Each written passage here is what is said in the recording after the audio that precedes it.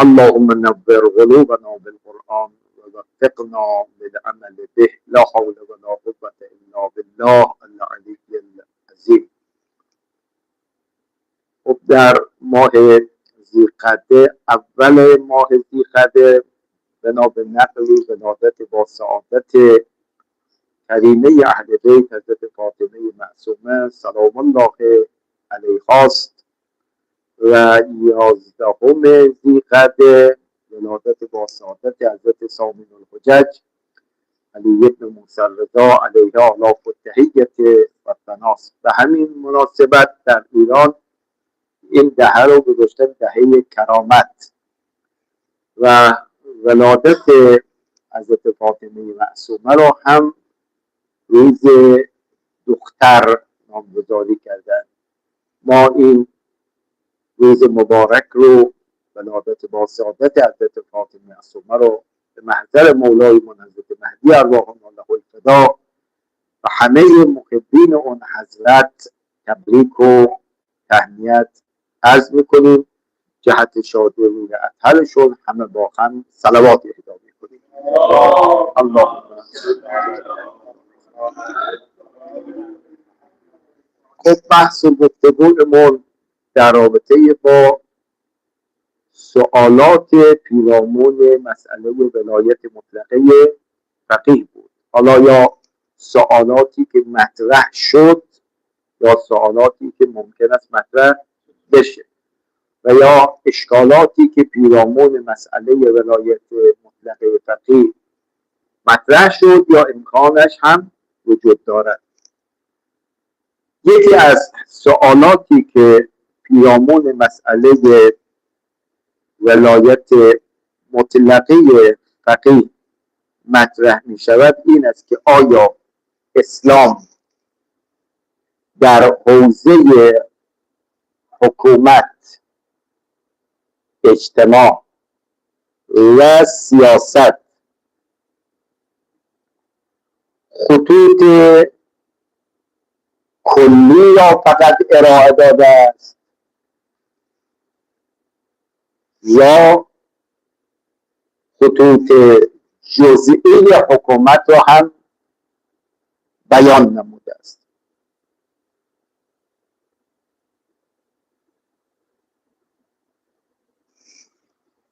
خب در پاسخ عرض میکنیم که برخی از برنامه‌های اسلام امور عبادیه. بله، در عبادات و احکام عبادی که صدقه تعبدی اونها هم بسیار فراوان است و عقل متعارف هم از ادراک خصوصیات عبادات عاجز است. لذا در اسلام هم کلیات عبادات مشخص شده است و هم جزئیات آن. بله، شما الان تو عبادات در نظر بگیرید مثل حج،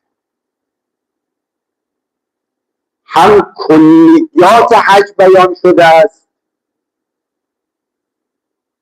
لله علی الناس حج البیت من استطاع الیه سبیلا، هم احکام کلیش بیان شده، مثلا طواف بکنید، تو قرآن اومده.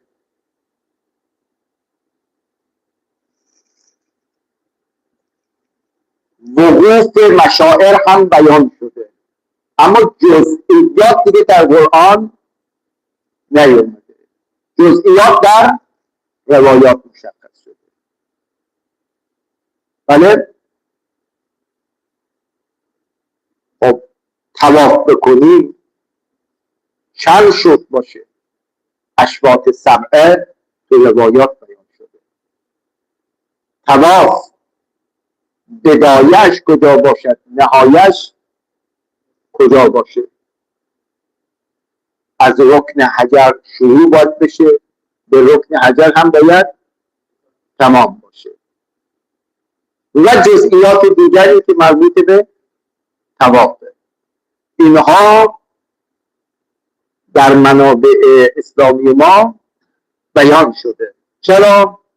چون امور عبادی خصوصا اون احکام جزئیش عقل متعارف مردم از درک میشن عاجز میباشن. پس در عبادات هم کلیات بیان شده و هم احکام جزئی. ولکن، این ولکن جوابی سواله، ولکن در حوزه اجتماع و سیاست فقط خطوط کلی را اسلام بیان کرده و احیانا برخی از احکام جزئی بیان شده است، ولکن جزئیات آن به تعقل عقلا واگذار شده است.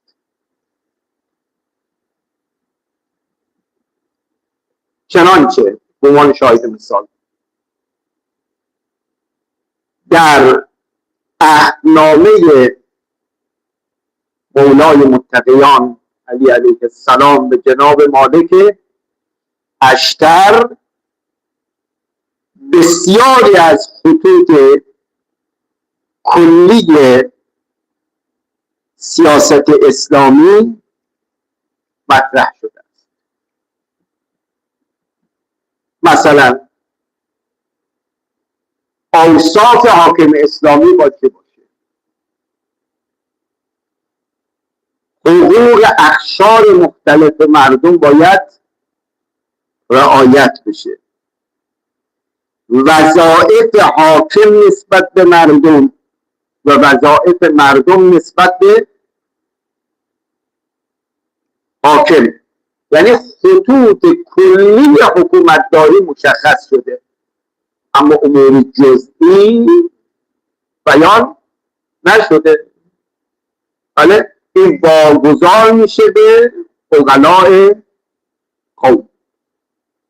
پس بنابراین آیا در اسلام خطوط مسائل اجتماعی سیاسی هم بیان شده؟ بله، که انشاءالله الان آیاتی رو من میخونم. خطوط کلی باید مشخص بشه.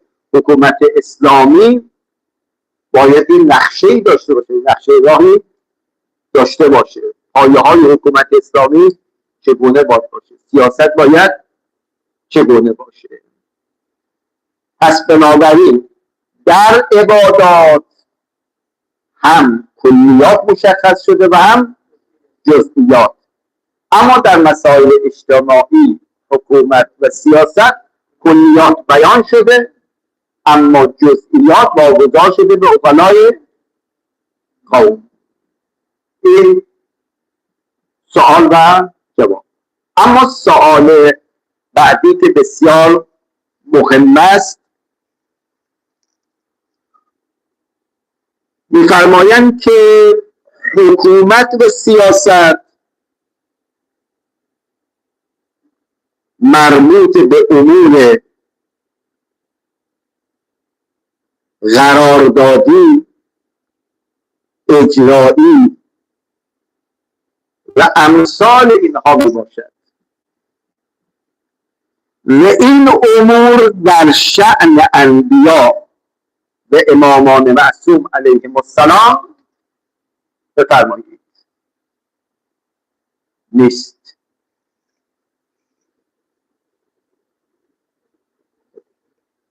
آقای فیاض دیگه حکومتداری، سیاستداری مربوط به اجراییاته. بله،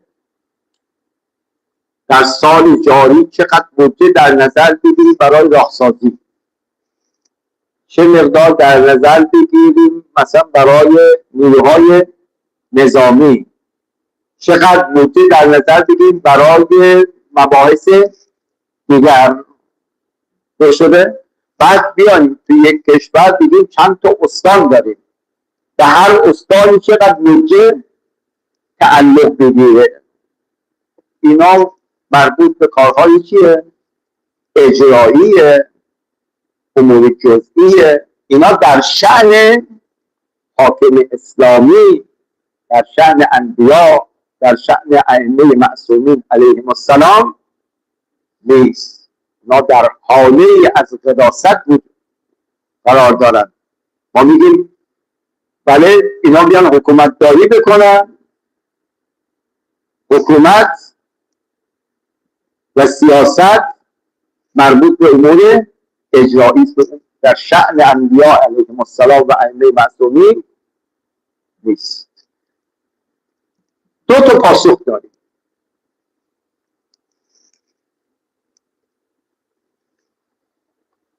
پاسخ اول این است که همون گونه که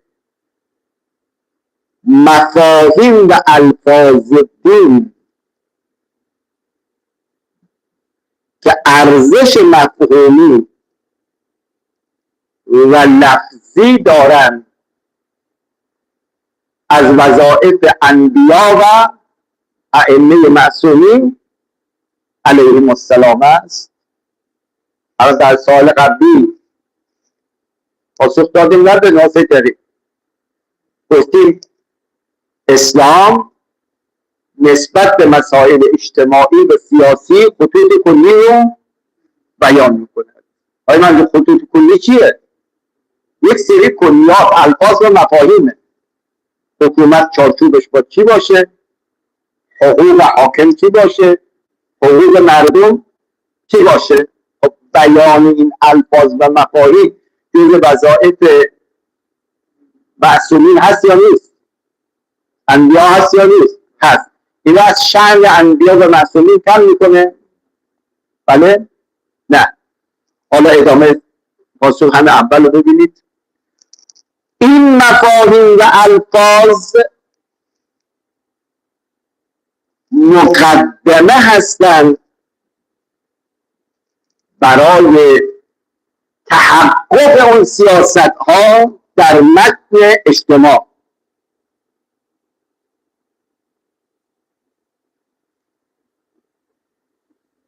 همان گونه که بیان مفاهیم و الفاظ اجتماعی در شأن انبیا و ائمه هست. باید بفرمایید. پس اجرائیات و دخالت در امور اجرایی هم در شأن انبیا و ائمه معصومین علیهم السلام است. چیزی از شأن اونها کاسته نمی شود. که میگیم که آقا یه نفر بیاد در رابطه با یک مسئله کلی برای مردم توضیح بده، بعد عملا اون چرا که تئوری گفته در مقام عمل هم نشون بده. چیزی از شأن اون شخص کم میشه؟ بله؟ طرف بیاد میگه حقوقی که حاکم داره ایناست، حقوقی که مردم بر حاکم دارن اینه.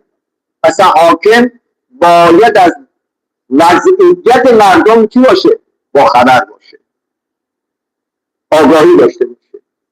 بعد خود این حاکم اسلامی لباس مبدل بپوشه، در میان اجتماع حضور پیدا بکنه تا با چشم خودش اوضاع احوال مردم رو از نزدیک ببینه. این از شأن حاکم کم میکنه؟ نه. از همانطوری که بیان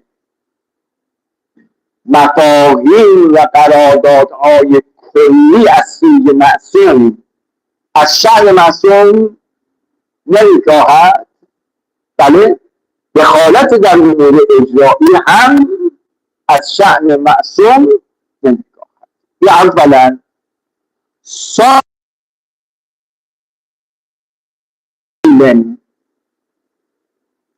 علی امکان شیء وقوعه فی خارج. آیزیشان یک دو سه نمونه مثال بزن. ادل دلیل علی امکان شیء وقوعه فی خارج. بهترین دلیل بر این که آیا انبیا و معصومین شأنشون هست در امور اجرایی دخالت کند یا در شأنشون نیست. دیگه وقتی شما در صورت امکان میخواد بحث بکنید بهترین دلیل وقوعش در خارج است. در قرآن چند نمونه داریم. حضرت یوسف سلام الله علیه در کار حکومت و اجرایات دخالت کرد یا نکرده؟ بله اون وضعیت بحرانی اقتصادی که برای حکومت مصر بخواد رخ بده با فکر کی از اون مشکل هایی پیدا کردن؟ با سیاست جناب آقای یوسف سلام الله علیه. جناب سلیمان پیغمبر حکومت داشتن در اجرایات شرکت میکردن یا خیر؟ شرکت میکردن. رسول مکرم اسلام نامه ها می نوشتن به این طرف و اون طرف، تو غزوات شرکت میکردن و امثال اینها. حضرت علی سلام الله علیه دو شد.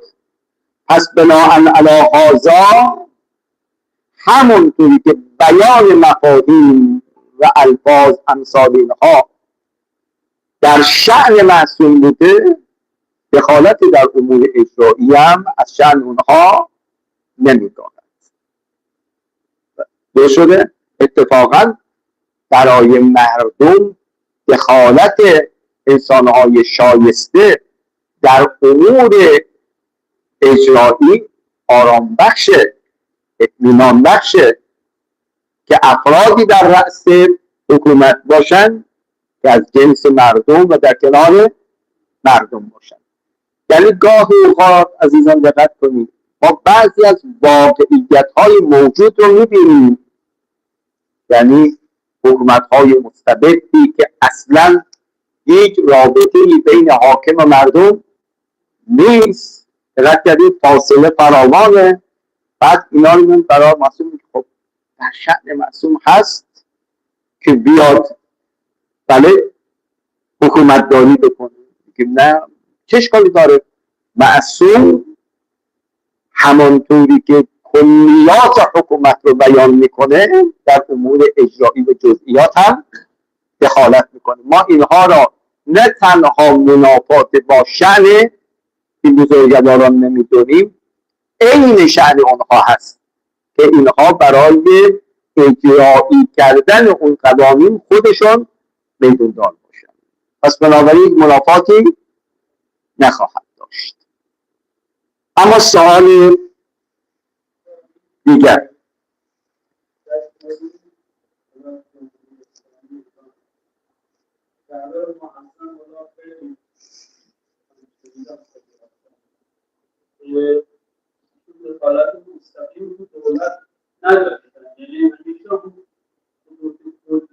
بله اونا بعدم میگه آی فیاض وقتی ما حکومت اسلامی که میگیم در رأسش ولی فقیه باشه، معناش این نیست که در همه امور چی داشته باشه؟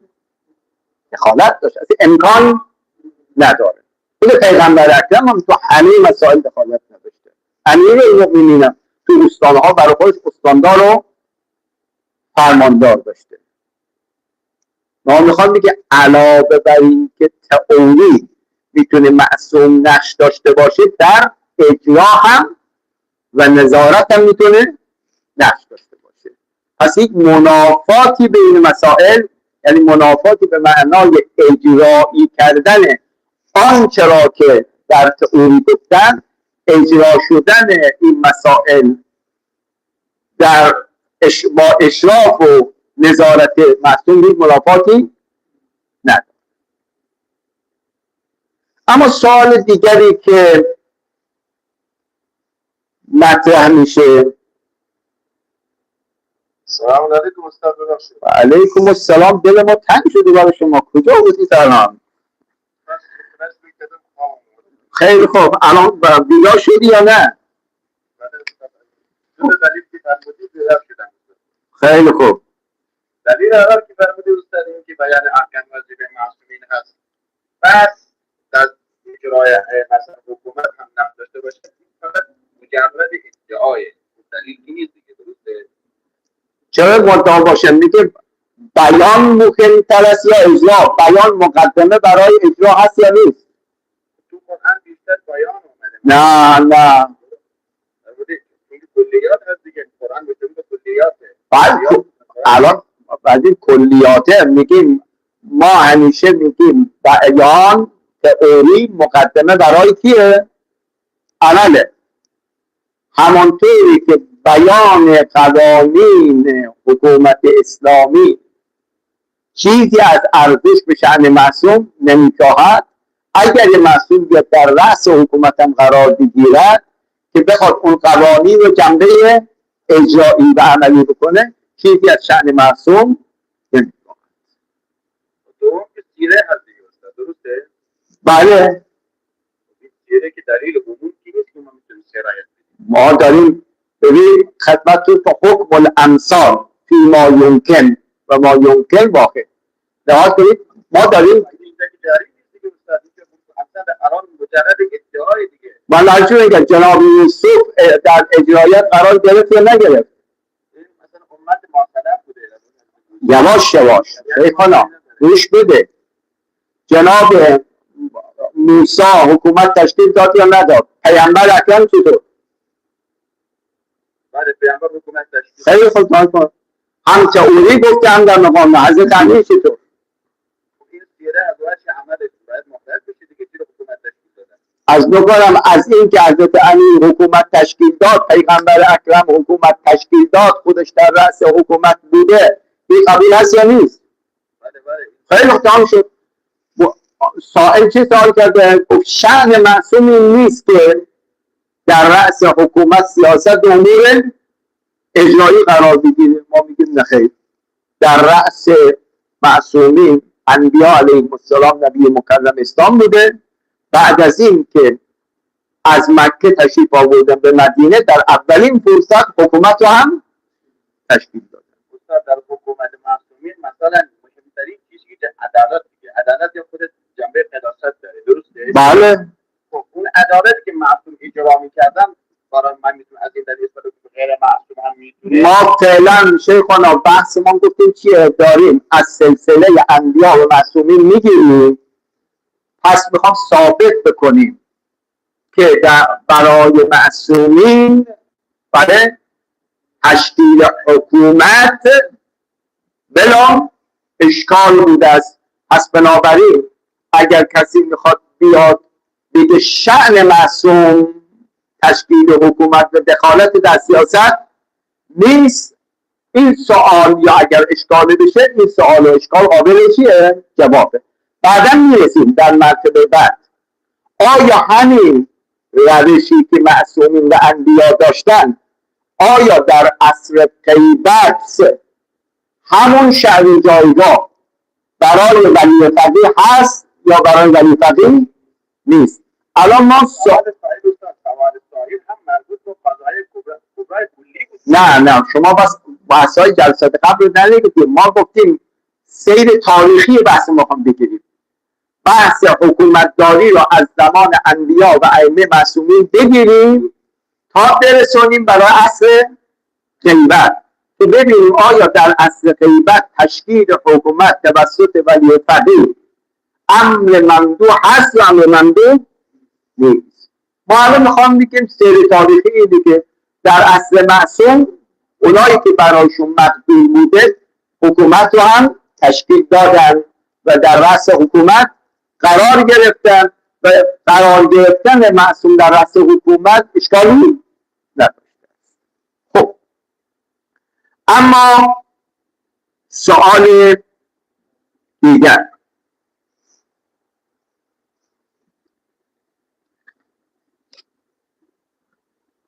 سوال دیگری که مطرح میکنن، میگم با توجه به آیات متعدد قرآن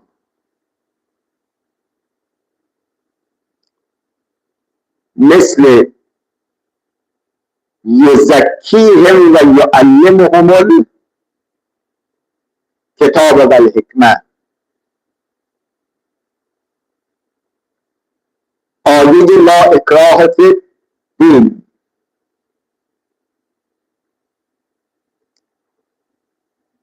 ما انت علیهم بجبار،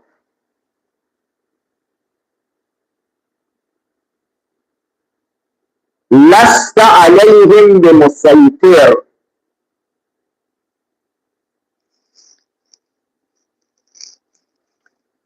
و آیات دیگر به وضوح وظیفه پیامبران را تعلیم و تربیت انسانها به وسیله تشویق است و چنین هدفی با حکومت که در ماهیت خودش زور، الزام و اجبار دارد سازگار نیست. بنابراین میخوام یه نتیجه بگیرم. تشکیل حکومت با خود مردم است، نه با پیامبران.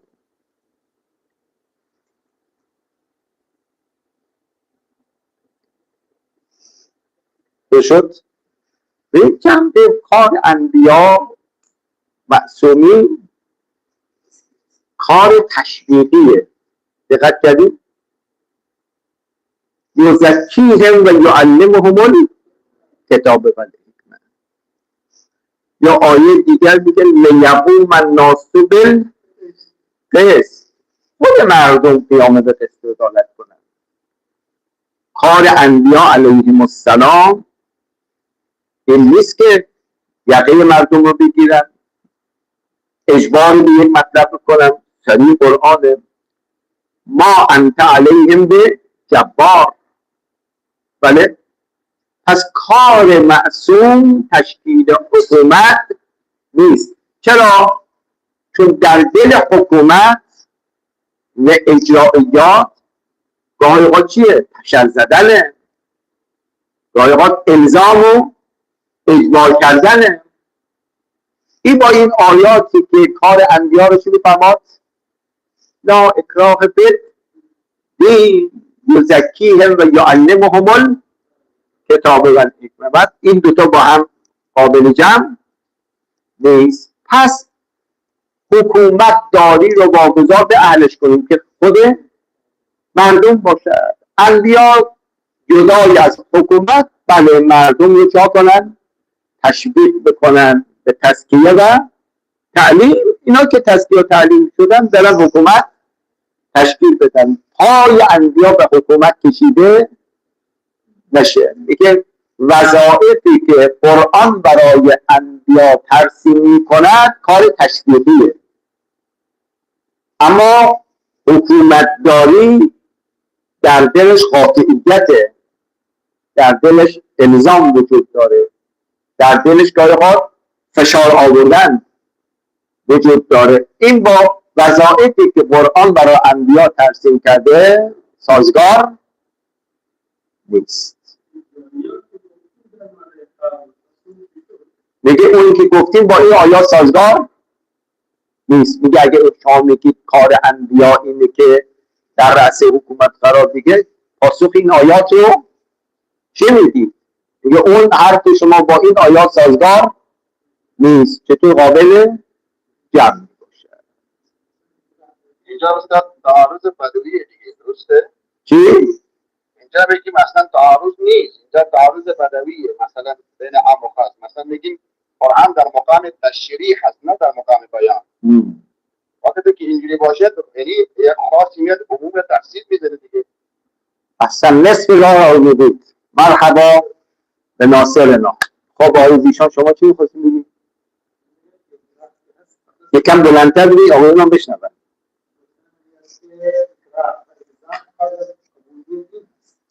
بله.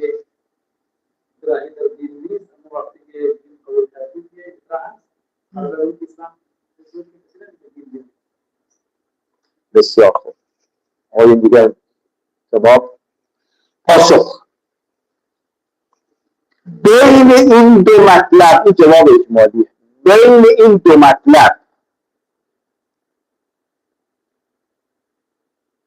یعنی در رأس حکومت بودن معصوم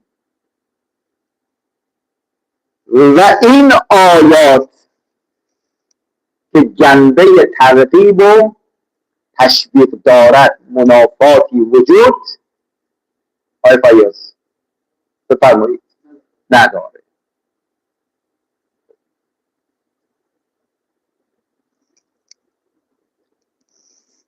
برای خاطر اینکه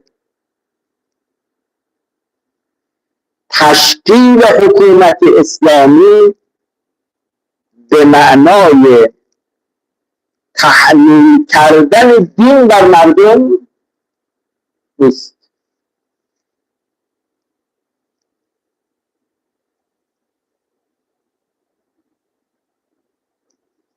اما در هر حکومتی چه دینی و چه غیر دینی برای کسانی که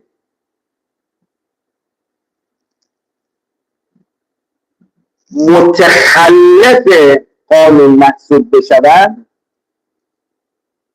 و مخل به نظم عمومی جامعه باشند قوانین جزایی و تنبیهی وجود دارد که این قوانین مؤید تعلیم و تزکیه عمومی است نه منافی آنها. بله مؤید تعلیم و تزکیه عمومی است نه منافی اونها. ببین گاهی اوقات خلط میشه بین قوانین. بله همونجور که دوستان اشاره فرمودن حکومت یه وظیفه چی داره؟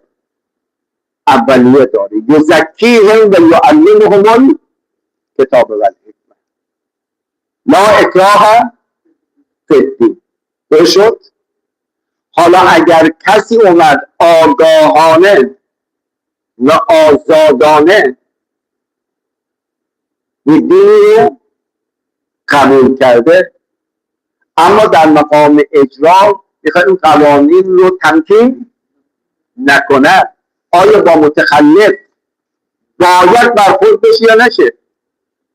بله پس هیچ منافاتی بین مقام تئوری و مقام اجرا نیست. این برخورد با قانون شکنها اصلا این اختصاص به حکومت دینی هم نداره. حکومت غیر دینی هم همین رو میگه کسانی که میخوان نظم عمومی رو به هم بزنن باید برخورد بشه. دقت فرمودید؟ پس شما این دو مرحله رو با هم دارید ختم میکنید. بله حاکمان یک مرحله وظایفی دارن ارشاده، یزکیهم و یعلمهم الکتاب. یه مقامی دیگه دارن حیث اجرائیاته. این شده میگه همون قرآنی که میاد حیث هدایت و ارشاد رو برای معصوم بیان میکنه یه حیث دیگری هم بیان میکنه که حیثیت اجرایی باشه. بعد میگه کسانی که در مقام عمل با این قوانین مخالفت بکند حاکم باید با اونها چه کنه؟ برخورد بکنه. پس بین این دوتا منافاتی وجود نخواهد داشت. با آخرین بله بعضی موقع خوب این قوانین عرفی و مذهب تضاد داره. مثلا الان کشور ما میگه بعضی از قوانین طوری هست که مثلا مطابق با نظم عمومی هست ولی نسبت به دین ما که میسنجیم یک کم طرفی داره. بله الان عرض بکنم، اجازه بفرمایید ما خواستیم یه تبصره بزنم. تبصره یا تذکر. انقلت اگر در یک حکومتی مثل حکومت اسلامی شهروندی اصول اعتقادی اسلام رو نپذیرد،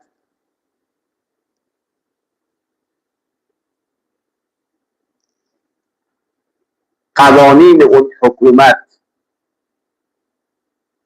نسبت به این گونه افراد چیست؟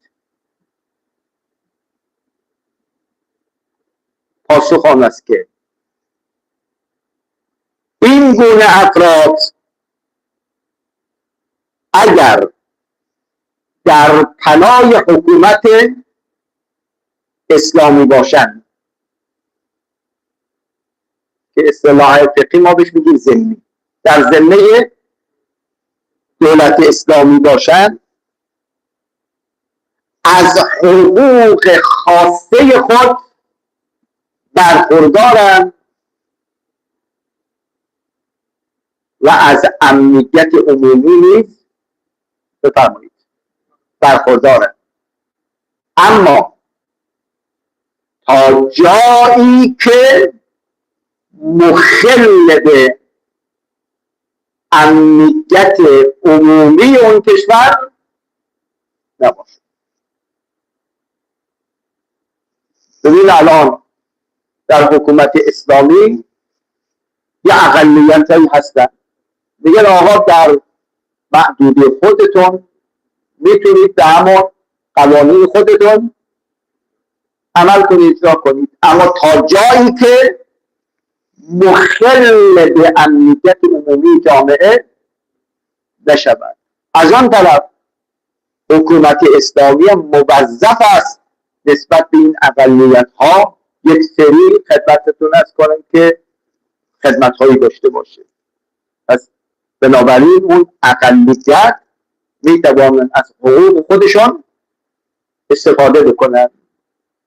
پس این مرزبندی ها اگر روشن بشه میبینیم اینا قابل جمع می باشن. از که الان نمونه باردش تو حکومت اسلامی ما الان ما در ایران اسلامی علاوه بر این که غالب جمعیت مسلمان هستند، دقت فرمودید اقلیت های هم هستن. این اقلیت ها دارن طبق قوانین خودشون عمل میکنن، حتی نماینده مجلس هم دارن. اینا قابل جمع می باشد. اما آخرین سوال رو مطرح بکنیم و اگر رسیدید بفرمایید. الان که مثلا اقلیت ها حقوق اقلیت ها رو در نظر بگیریم، پس اون شأن تزکیه و تعلیم اون حجت خدایی که الان هست اون شأنش کجا میره؟ ببین شأن و ما علی الرسول الا البلاغ. کار حکومت چیه؟ کار اولیه یزکیهم و یعلمهم الکتاب. اما آیا در این که اینها بپذیرن یا نپذیرن ما که اصرار نداریم. اون بحث اجراییات زمانی است که طرف اومد کی به نفسه حکومت اسلامی رو قبول کرده، تو اجراییات ملزمه که قوانین اسلام رو قبول داشته باشه. اما آخرین سوال که مطرح کنیم توی جلسه اینه که اگر تشکیل حکومت و اجرای قوانین دین وظیفه انبیا و ائمه معصومین است،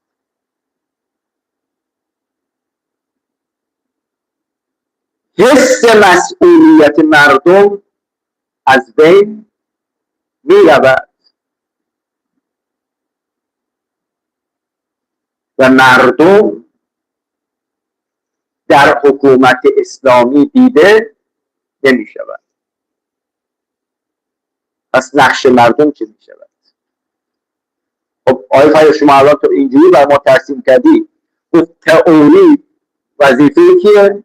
انبیا و ائمه است، تشکیل حکومت هم وظیفه انبیا و ائمه معصومین علیهم السلام می باشد. همه چیز به خود معصوم داره به دست میگیره.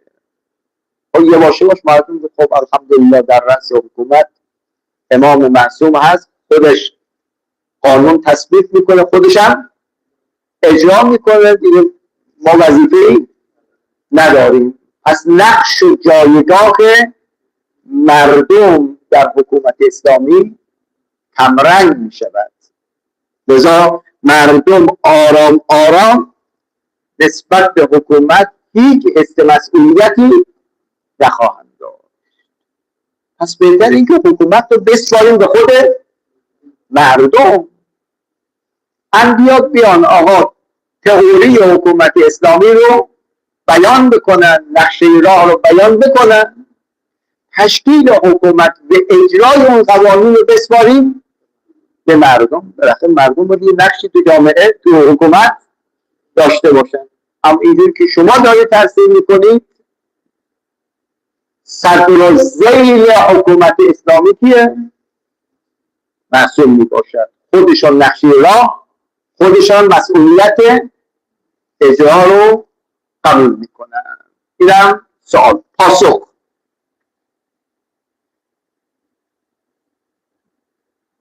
یه پاسخ اجمالی و علمی که عرض میکنم، پاسخش انشاءالله فردا. این پاسخ اجمالی این جمله اطلاعیه، یادداشت کنید، خیلی قشنگه. حکومت دینی حکومت امام و امت است. دقت داشته باشید، حکومت دینی حکومت امام و امت است. یعنی حکومتی است که هم امام نقش دارد و هم امت نقش دارد. این دو از هم جدا نیستند. لذا الان شما تو ایران میگیم نظام جمهوری اسلامی. اسلامی یعنی امامت، جمهور میگید یعنی مردم.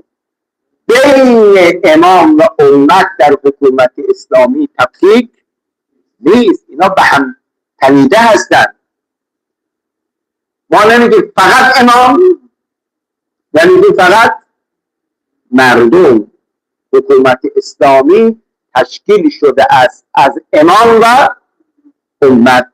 پس اگر ما حکومت اسلامی را این گونه تفسیر بکنیم، حکومت اسلامی یعنی حکومت امام و امت بوده باشه و هر کدام در جای خودش تعریف بشوند، هیچ منافاتی بین امام و امت به وجود نمیاد. این جواب اجمالی. جواب تفصیلی رو انشاءالله میگیم. دوستان روی آیه لیقوم الناس بالقسط یه تأمل امشب بکنن. ببین کارکرد حکومت اسلامی اینقدر زیاده. میگه امام اونقدر با مردم رابطش نزدیکه، دو شده لازم نیست که امام بگه اجرا بکنی. لیقوم الناس، الناس فاعل لیقومه، یعنی خود مردم قیام به عدالت میکنه و با ظلم در میان میزن. پس بنابراین انشاءالله میگیم کار و حکومت میاد آنقدر با مردم نزدیک میشه، حقایق رو با مردم در میان میگذاره، مردم این گونه همراهی میکنن به حکومت. لیقوم الناس بالقسط. اما تفصیل این جواب انشاءالله برای فردا به حول قوه الهی و توجهات حضرت ولی عصر سلام الله علیه انشاءالله. مولانا رهبری خاطر همه دیگه. بله